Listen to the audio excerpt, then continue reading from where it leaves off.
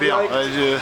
On est dans des conditions estivales extraordinaires, il y a du monde, des touristes, des passionnés de football, de footnet, ça se passe super bien. C'est une belle journée. On avait évoqué l'idée comme ça de faire cette tournée un petit peu footnet avec Monsieur Essor, et puis l'idée a germé et voilà, on est là aujourd'hui. Il y a 6 étapes qui se sont déroulées, celle-là aujourd'hui à Saint-Jean-de-Mont en Vendée.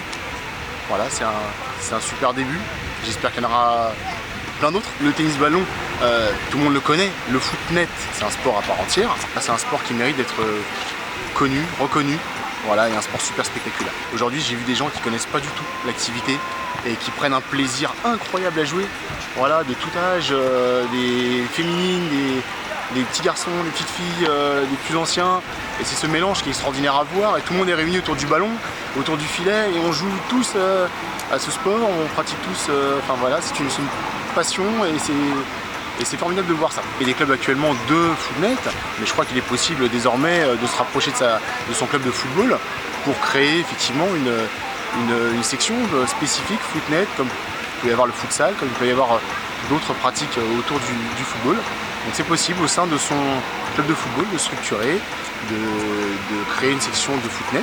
C'est pas la peine d'être 50, je crois qu'on peut être 5 ou 6, et puis ça peut se faire tout simplement, voilà, se rapprocher de son district de football et envisager après de participer à des compétitions. Je suis entraîneur adjoint avec Guillaume Ortiz qui est le sélectionneur. Comment ça se passe? On a vu que les échéances avaient été reportées, c'est ça, par rapport à des échéances qui étaient prévues normalement? Le championnat du monde était prévu au mois de novembre à Prague 2021, 2020 tout d'abord, 2021 reporté, et finalement c'est reporté en 2022. J'ai envie de dire que c'est peut-être pas plus mal, ça nous laisse une saison pleine de compétition pour que les joueurs se préparent au mieux pour cette échéance, donc qui aura lieu en novembre 2022. C'est ça vos attentes avec Guillaume, c'est de voir un championnat se dérouler du début à la fin et voir émerger peut-être des nouveaux joueurs, ou en tout cas avoir une idée précise sur un groupe à constituer. On a un groupe qui est constitué, mais effectivement le groupe est amené à être ouvert à plein de nouveaux joueurs, plein de futurs talents, effectivement. Mais les ambitions sont intactes. Depuis quelques années, on essaye toujours d'aller chercher les médailles au niveau mondial, européen, et je pense que cette année à Prague, ce sera encore l'ambition d'aller le plus haut possible, de se confronter aux meilleures nations. Ça marche, Jimmy, merci beaucoup. Avec plaisir. Merci d'être venu sur cette étape vendéenne. Ouais, c'était un plaisir de jouer avec mon fiston.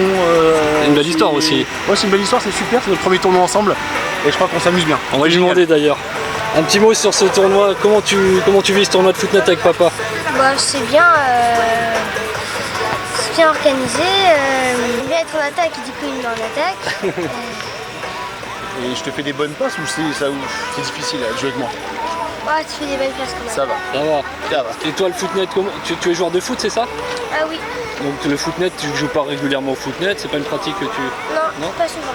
Par contre, tu as l'air de bien aimer ça et d'être à l'aise. Qu'est-ce que tu pourrais conseiller à un garçon de ton âge, à une fille de ton âge qui ne connaît pas cette pratique et qui n'ose pas aller? Qu'est-ce que tu peux lui conseiller? D'en faire. Comment?